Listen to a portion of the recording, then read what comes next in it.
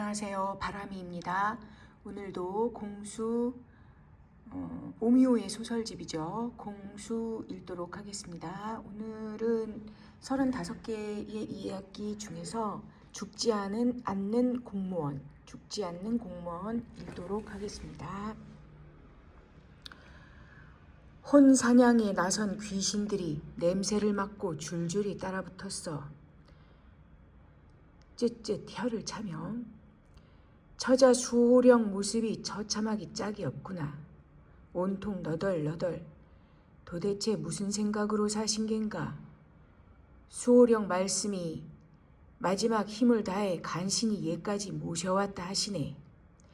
저 귀신들에게 잡아먹히면 처자 영이 저들에게 묶여버리니 제발 좀 도와달라고 눈물을 뚝뚝 흘리시네. 아이고, 이를 어쩌나. 숱없는 짧은 백발에 파마가 풀려 부수수해진 머리 모양새를 한 무당이 자리를 잡고 앉기도 전에 먼저 일어나 달려들 듯이 내게로 다가오더니 몸 주위 사방으로 돌며 손에 쥔 오색천을 푹푹 찢어댄다. 당황하기도 했지만 무당의 말과 행동에서 느껴지는 진정성 때문에 순간적으로 소름이 쫙 끼친다. 나의 몸에 귀신들이 달라붙었다는 것이 아닌가. 이 지경을 하고 어찌 살았노. 오색천으로는 어찌 다 안 되는 모양인지 이번에는 오방기를 들고 휘휘 휘두르면서 이내 아이고를 연발한다. 이 독한 것들을 물리치느라 장군급 수호령이 지키는데도 사지가 다 잘려나갈 지경이다. 애매한 급수였으면 벌써 먹히고도 남았어. 내게 하는 말인지, 내게 붙었다는 귀신에게 하는 말인지, 누구에게 하는 말인지 분명하지는 않았지만 나는 머리털이 곤두설만큼 긴장이 되고 겁이 났다. 마침내 무당이 숨을 크게 몰아쉬더니 자리에 앉았고 나도 그 앞에 풀썩 쓰러지듯이 앉았다. 약을 먹을까, 옥상에서 뛰어내릴까, 자동차에 달려들까, 번개탄을 피울까. 머릿속이 온통 그런 생각으로만 꽉꽉 들어차 있으니 저런 독한 것들이 안 붙을 수가 있나. 일단 급한 대로 방책을 해 물리쳤네만 그런 생각들을 멈추지 않으면 도로아미타불이야. 알았어, 처자? 홀쭉하게 파인 볼을 실룩이며 독화살을 쏘듯이 말하는 무당의 눈빛이 매섭기가 짝이 없다. 환갑은 좋게 넘어 보이는 할머니 무당인데 어디서 저런 기운이 나오는지 신기할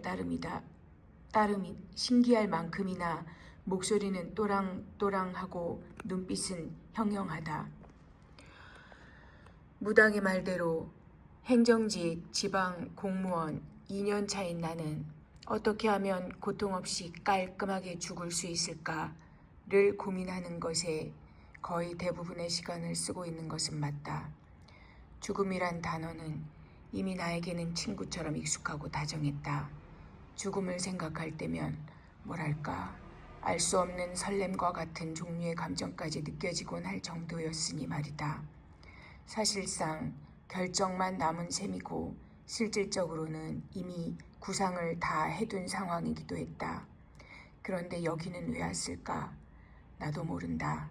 문득 집 앞 사거리 새로 지은 신축 오피스텔 입구에서 본 입간판을 떠올리고 찾아왔다.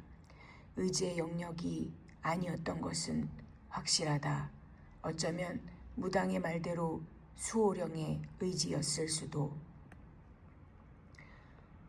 정말로 수호령이 있었다면 왜 처음부터 막아주지 못했을까요? 제가 겪고 있는 고통을 막아줄 수도 있었잖아요. 아닌가요? 물어보고 싶은 마음도 없었는데 그냥 말이 나왔다. 이건 역시 내 의지가 아니다.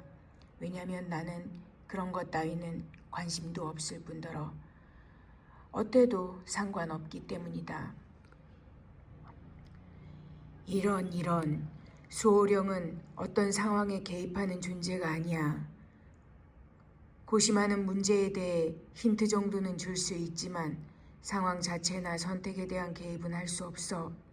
어떠한 상황이든 그것은 처자가 겪어야 할 성장 경험이지 수호령의 몫은 아니니까. 다만 극단적인 선택을 막기 위해 영적인 차원에서 할 수 있는 최선은 다한다고 봐야지. 그래서 수호령인 거야. 말이 되는 것 같기도 하고 안 되는 것 같기도 한 말을 들으며 도대체 내가 지금 여기서 무엇을 하고 있나 싶은 것이다. 그래도 내가 공직자인데 이런 비상식적인 곳에 들어와 이렇게 비현실적인 이야기를 듣고 있는 것이 맞는지, 적어도 아직은 내가 대한민국 공무원인데 말이다. 내리 3번을 떨어지긴 했지만 다른 직업은 생각해 본 적이 없었기 때문에 나는 7.8기 정신으로 포기하지 않고 시험을 보았고 마침내 공무원이 된 사람이다. 벌써 2년 전 이야기다. 최종 합격이 확정됐을 때만 해도 세상을 다 가진 것처럼 의기양양했었지.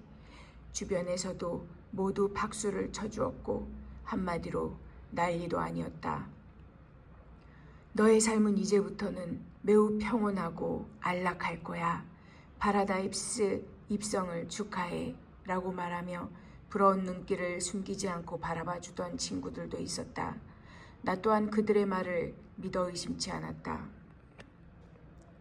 그러나 3번의 낙방 끝에 위풍당당하게 입성한 곳은 파라다이스가 아니라 지옥이었다.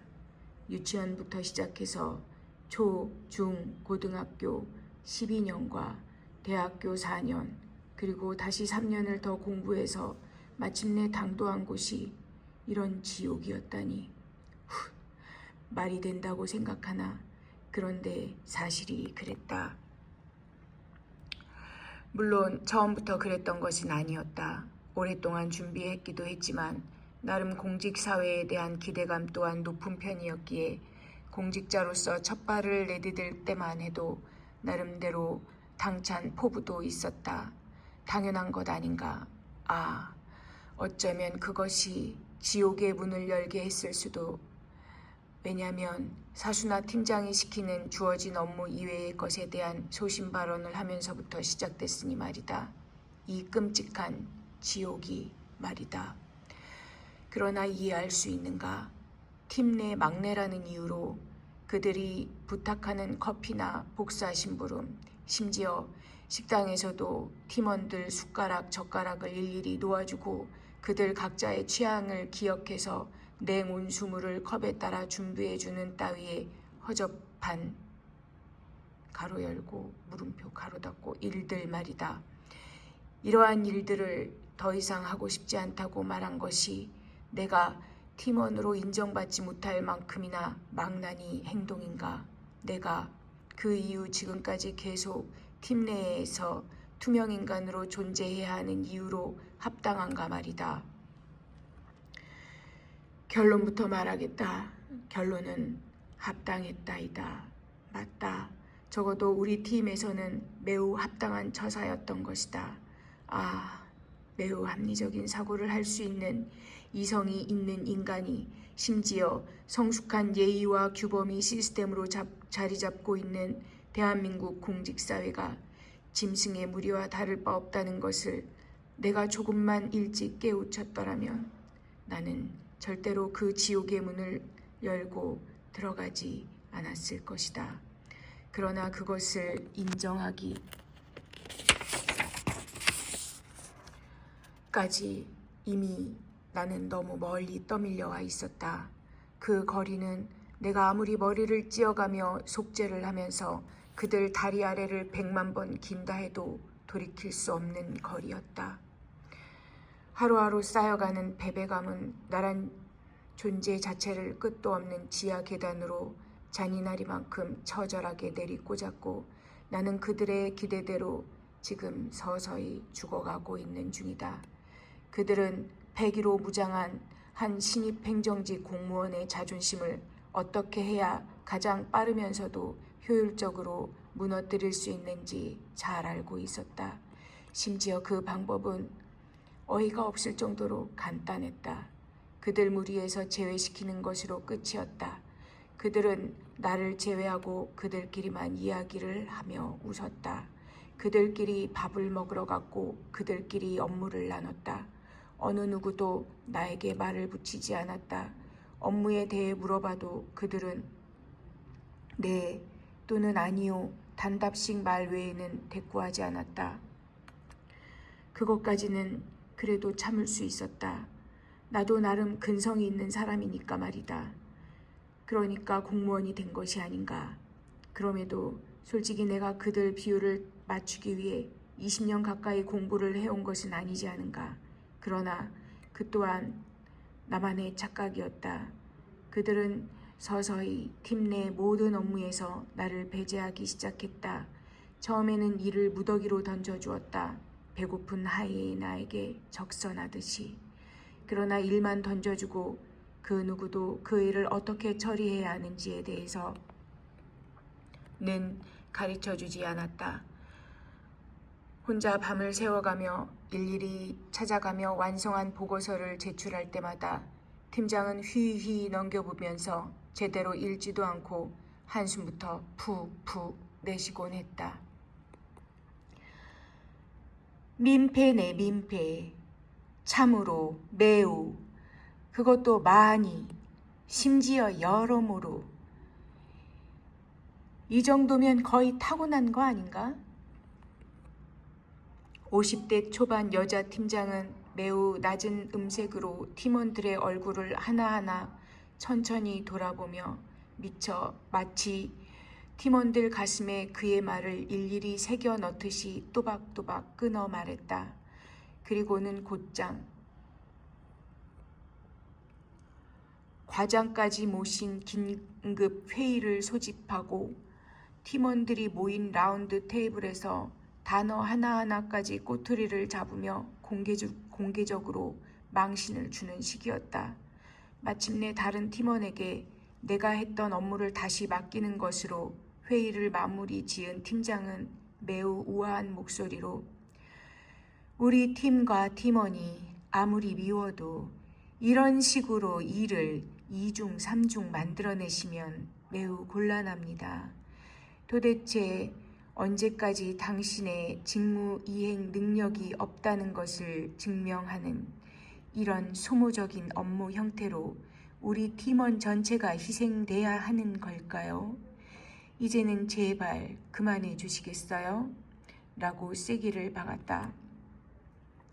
처음에는 다소 측은한 눈길로 지켜보던 과장도 이러한 일이 무한 반복되면서 곧 팀장이 나를 보는 눈길과 다를 바가 없어졌다.